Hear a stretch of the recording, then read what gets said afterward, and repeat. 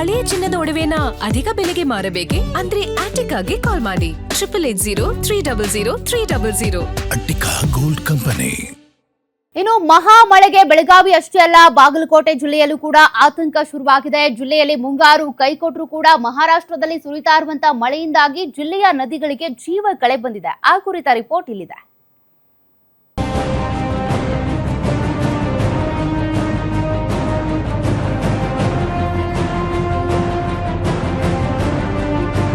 ಮಹಾರಾಷ್ಟ್ರ ಮತ್ತು ಪಶ್ಚಿಮ ಘಟ್ಟಗಳಲ್ಲಿ ನಿರಂತರ ಮಳೆಯಾಗುತ್ತಿರುವ ಹಿನ್ನೆಲೆ ಬರಿದಾಗಿದ್ದ ಕೃಷ್ಣಾ ಘಟಪ್ರಭಾ ನದಿಗಳು ಮೈದುಂಬಿ ಹರಿಯುತ್ತಿದ್ದು, ಇದೀಗ ಜಿಲ್ಲೆಯ ಜನರಲ್ಲಿ ಪ್ರವಾಹ ಭೀತಿ ಎದುರಾಗಿರುವ ದೃಶ್ಯ ಕಂಡುಬಂದಿದ್ದು ಬಾಗಲಕೋಟೆ ಜಿಲ್ಲೆಯಲ್ಲಿ. ಹೌದು, ಜಿಲ್ಲೆಯಲ್ಲಿ ಮುಂಗಾರು ಸಂಪೂರ್ಣ ಕೈಕೊಟ್ಟು ಬರದ ಛಾಯೆ ಆವರಿಸಿದ್ದ ಮಧ್ಯೆ ಮಹಾಮಳೆಯಿಂದ ಬರಿದಾಗಿದ್ದ ಕೃಷ್ಣಾ ಘಟಪ್ರಭಾ ನದಿಗೆ ಅಪಾರ ಪ್ರಮಾಣದ ನೀರು ಹರಿದು ಬರುತ್ತಾ ಇದೆ. ಒಂದ್ ಕಡೆ ಬಿತ್ತನೆ ಮಾಡಿರುವ ಭೂಮಿ ಸಮರ್ಪಕ ನೀರಿಲ್ಲದೆ ಅನ್ನದಾತರು ಕಂಗಾಲಾಗಿದ್ದಾರೆ.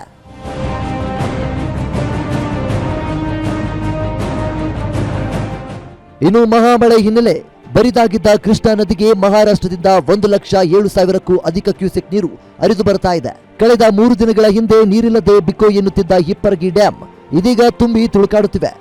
ಇನ್ನು ಪಶ್ಚಿಮ ಘಟ್ಟ ಹಾಗೂ ಬೆಳಗಾವಿ ಭಾಗದಲ್ಲಿ ಸುರಿಯುತ್ತಿರುವ ಮಳೆಯಿಂದ ಜಿಲ್ಲೆಯ ಘಟಪ್ರಭಾ ನದಿಗೆ 21,000 ಕ್ಯೂಸೆಕ್ ನೀರು ಹರಿದು ಬರ್ತಾ ಇದ್ದು, ನದಿ ಪಾತ್ರದ ಗ್ರಾಮಸ್ಥರಲ್ಲಿ ಪ್ರವಾಹದ ಭೀತಿ ಎದುರಾಗಿದೆ. ಜಾಸ್ತಿ ಮಳೆ ಆಗ್ತಿರೋದ್ರಿಂದ ಪ್ರವಾಹ ಭೀತಿ ಎದುರಾಗೈತಿ. ಬಟ್ ಉತ್ತರ ಕರ್ನಾಟಕದಾಗ ಮಳೆ ಆಗತ್ತಿಲ್ಲ, ರೈತರಿಗೆ ಬೆಳೆಗೆ ನೀರು ಬರ್ತಾ ಇಲ್ಲ, ಬರೀ ಓನ್ಲಿ ಪ್ರವಾಹ ಭೀತಿ ಎದುರಾಗೈತಿ. ನಮ್ಮ ಕಡೆ ಮಳೆ ಆಗ್ತಿಲ್ಲ.